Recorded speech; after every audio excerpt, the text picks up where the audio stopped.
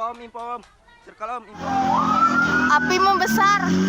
Kobaran api menghanguskan sebuah rumah bertingkat di Gang Purnawirawan, Kelurahan Pelambuan, Banjarmasin Barat, Selasa siang. Saat kejadian, rumah tersebut dihuni istri pemilik rumah bersama seorang anaknya. Sudah ada penurunan tahap pembasahan oleh kawan-kawan itu aja informasinya. Berselang 30 menit, api berhasil dipadamkan oleh tim relawan pemadam kebakaran setempat.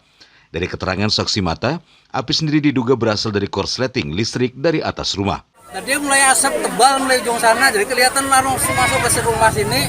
Kebetulan di rumah itu cuma berdua aja mamanya lawan anaknya di atas. Jadi yang si anak tadi mau selamatkan kayak jasa yang barang-barang keluarga, cuma ada short lagi, api short ganal. Nah sumbernya mulai ujung belakang situ. Kemungkinannya listrik kemungkinan, tapi kita udah memastikan. Cuma yang jelas dari ujung sana apinya tadi. Lantai 2. Nah lantai 2 yang di atas. Ada di ujungnya rumahnya ini bangunan ini cuma di ujung yang terbakar itu. Itu sekitar jam berapa tadi ya? Sekitar setengah satuan kalau pas bang, setengah satuan lah kejadiannya. Soalnya aku ketawa, aku pegawai aku di gawean. Jadi gini, kau yang mau tahu lah anakku proses. Dulunya melihat tadi awalnya. Dia saksi. Jam berapa Pian? Jam berapa ya? Hah? Dikabari tadi jam berapa Pian? Tahu aku?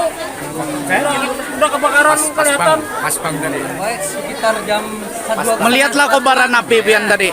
Kobaran apinya melihatlah. Gua lihat di HP aja. Kali rumah hujan gua langsung balik.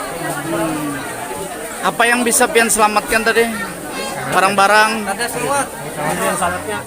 Polisi pun langsung melakukan polis lain untuk mengetahui penyebab kebakaran.